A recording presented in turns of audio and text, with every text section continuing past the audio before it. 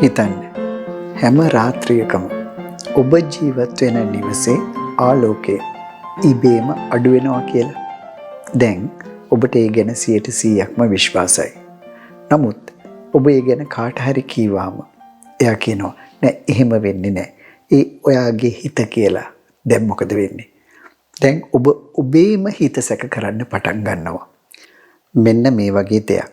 ඒ කියන්නේ අපට 100%ක් තහවුරු වුණත් අනිත් අය කියන්නේ වෙන දෙයක් නිසා අපි අපිවම සැක කිරීමට ඉංග්‍රීසියෙන් යෙදෙන යෙදුමක් තමයි ගෑස් ලයිටිං කියන්නේ.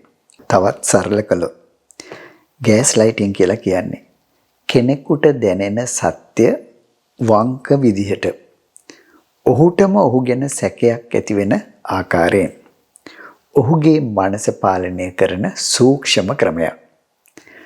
මේ අපි හැමෝම දැනගන්න ඕන දෙයක්. ඒ ඔබ දන්නවා.